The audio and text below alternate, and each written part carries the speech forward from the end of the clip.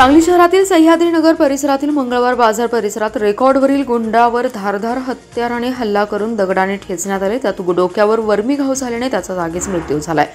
मुबारक उर्फ पुलवा हसीउल्ला सहा असं त्याचं नाव आहे। भर दुपारी झालेल्या घटनेने खळबळ उडाली आहे। दरम्यान किरकोळ वादातून हा हल्ला झाल्याचं प्राथमिक तपासात पुढे आलंय।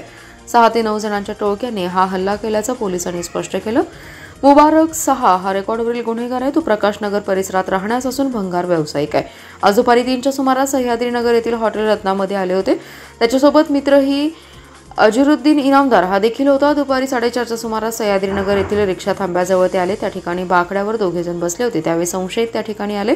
संशयित आणि मुबारक यांच्यात किरकोळ वाद झाला। या वादातून एका संशयिताने एडक्यासारख्या धारदार हत्याराने हातावर हल्ला केला। आरडाओरडा करत मुबारक हा तिथून पश्चिमेला बाजूला पळत सुटला। त्यावेळी एका प्रार्थना स्थळासमोर दुचाकीवरून त्याला गाठलं। संशयिताने त्याला दगडाने ठेचलं। दगडाचा घाव इतका वर्मी होता की रक्ताच्या थारोळ्यात मुबारक पडला। सदरची सर्व घटना नागरिकांनी पाहिली। त्यानंतर संशयिताने दुचाकीवरून पळ काढला। दरम्यान भागातील नागरिकांनीच 108 रुग्णवाहिकेस बोलावलं, परंतु मुबारक याच्या डोक्यात गंभीर घाव झाल्याने त्याचा जागीच मृत्यू झाल्याचं डॉक्टरांनी घोषित केलं। खुनाची माहिती मिळताच संजयनगर पोलीस ठाण्याचे पथक घटनास्थळी दाखल झालं। तातडीने घटनास्थळी पंचनामा केला। मृत मुबारक या भावाची फिर्याद नोंदवून घेतली। संशयिताच्या शोधासाठी LCB सह स्थानिक पोलिसांचे पथके रवाना करण्यात आले। भर दुपारी झालेल्या घटनेने खळबळ उडाली आहे। राज्य कृषी पणन मंडळ कोल्हापूर व सांगली कृषी उत्पन्न बाजार समिती यांच्या संयुक्त विद्यमाने आयोजित केलेल्या सांगलीत आंबा महोत्सवाचा समारोप झालाय। 5 दिवस आलेल्या महोत्सवात तब्बल 33,60,000 रुपयांची उलाढाल झाल्याचं उपसर व्यवस्थापक डॉक्टर सुभाष घुले यांनी सांगितलं। राज्याचे पणन मंत्री जयकुमार रावल व कृषी पणन मंडळाचे कार्यकारी संचालक संजय कदम, सरव्यवस्थापक विनायक कोकरे यांच्या मार्गदर्शनामुळे सांगली आंबा महोत्सवास प्रतिसाद मिळाला। सांगलीतील महोत्सवात सिंधुदुर्ग, रत्नागिरी, सांगली, सोलापूर जिल्ह्यातील 18 आंबा उत्पादक शेतकऱ्यांनी सहभाग घेतला होता। सहभागी सर्वच आंबा उत्पादकांना प्रशस्तीपत्र देण्यात आले। रत्नागिरी जिल्ह्यातील हापूस आंबा उत्पादकांनी यावर्षी QR कोडचा वापर केल्याने ग्राहकांना दिलासा मिळाला।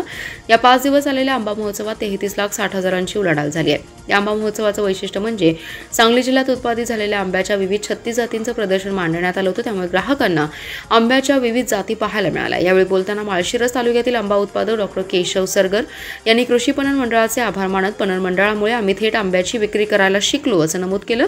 दापोली येथील आंबा उत्पादक सलमान मुकादम यांनी यावर्षी सांगलीकरांनी प्रचंड प्रतिसाद दिल्याचं सांगितलं। रत्नागिरी येथील आंबा उत्पादक जोशी यांनी सांगलीमध्ये रत्नागिरी हापूस आंब्याचे उत्तम विक्री झाल्याचं नमूद केले। पणनचे अधिकारी ओंकार माने यांनी आंबा उत्पादकांचे आभार मानले।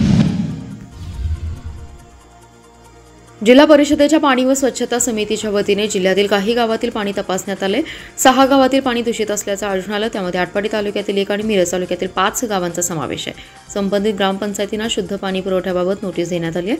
पाणी व स्वच्छता विभागाच्या पाणी गुणवत्ता तपासणी विभागाकडून प्रत्येक महिन्याला पाण्याची तपासणी करण्यात येते। एप्रिल महिन्याचा पाणी व TCL तपासणी अहवालात आटपाडी तालुक्यातील बनपुरी तर मिरज तालुक्यातील बेळंकी, सलगरे, गुंडेवाडी, नांद्रे आणि बेडग या गावातील पाण्याचे नमुने दूषित असल्याचं नमूद केले। प्रत्येक महिन्याला पाणी आणि TCL तपासणी अहवाल प्रसिद्ध केला जातो। एप्रिल महिन्यात 10 पैकी 8 तालुक्यांमधील 254 गावात TCL नमुने तपासण्यात आले।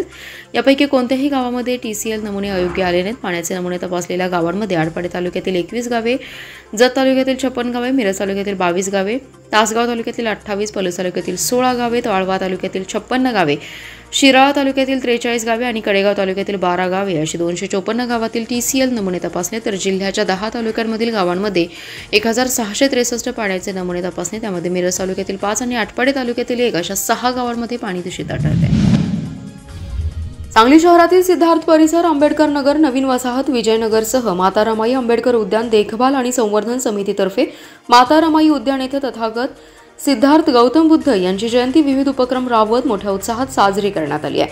अंगावर पांढरे वस्त्र परिधान करत हजारो महिला व पुरुष उपासकांनी हजेरी लावली। ध्वजारोहण ज्येष्ठ कार्यकर्ते हरिभाऊ सवने यांच्या हस्ते करण्यात आले। तसेच समितीच्या अध्यक्षा आशाताई साबळे आणि मान्यवरांच्या हस्ते विश्वरत्न डॉक्टर बाबासाहेब आंबेडकर यांच्या प्रतिमेचं पूजन करण्यात आले। यावेळी सांगली, मिरज, कुपवाड, अंकली आणि धामणी येथील बौद्ध विहारी, विविध सामाजिक संस्था, संघटने आणि मंडळे यांच्या संयुक्त विद्यमाने शोभायात्रेचं आयोजन करण्यात आलं होतं। तथागत बुद्ध हस्तमुद्रा येथून या यात्रेस सुरुवात करण्यात आली। तसेच या ठिकाणी समता सैनिक दलाच्या वतीने मानवंदना देण्यात आली आहे। तसेच सामुदायिक बुद्धवंदना घेण्यात आली। सांगली शहरातील हार्ट ऑफ सिटी म्हणून ओळखल्या जाणाऱ्या विश्रामबागमधील तुळजाई सोसायटीजवळ असलेल्या 2 रो हाऊस चोरट्यांनी फोडून घरफोडी केली आहे। दोन्ही घरातील दागिन्यांसह सुमारे 3 लाखांचा मुद्देमाल चोरट्यांनी लंपास केलाय। सदर घरफोडीची घटना ही आज पहाटेच्या सुमारास घडली आहे। या प्रकरणी विश्रामबाग पोलीस ठाण्यात नोंद करण्याचं काम रात्री उशिरापर्यंत सुरू होते।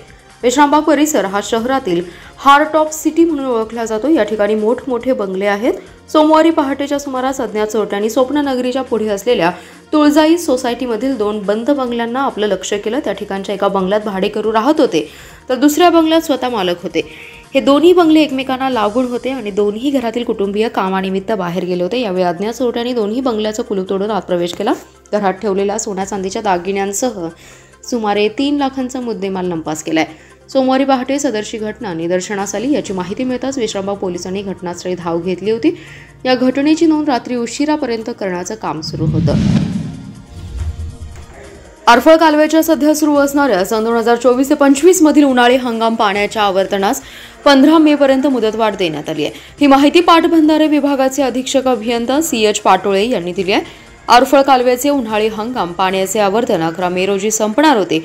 तथापि आरफळ कालव्याच्या शेवटच्या भागातील आणि विसापूर पुंदी योजनेच्या लाभक्षेत्रामधील लाभधारकांची या संदर्भातील मागणी जिल्हाधिकारी अशोक काकडे यांनी राज्याचे उच्च व तंत्र शिक्षण संसदीय कार्यमंत्री तथा जिल्ह्याचे पालकमंत्री चंद्रकांत पाटील यांच्या तातडीने निदर्शनास आणून दिली आणि साताऱ्याचे जिल्हाधिकारी यांच्यापाशी याबाबत समन्वय ठेवला।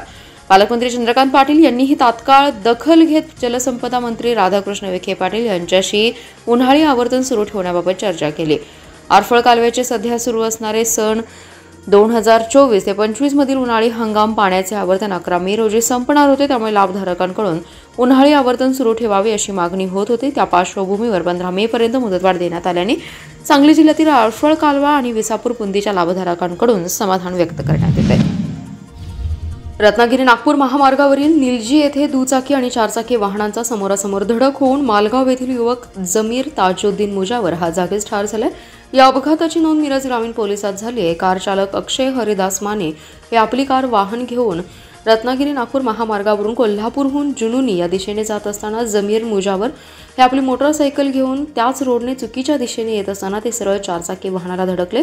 धडक इतकी जबर होती की 4 चाकी गाडीचं मोठं नुकसान झाले। तसेच मुजावर हे मोटरसायकलीवरून उडून लांबवर फेकले गेले। मोठा रक्तस्राव होऊन त्यांचा मृत्यू झाला। या अपघाताची नोंद मिरज ग्रामीण पोलिसात झाली आहे।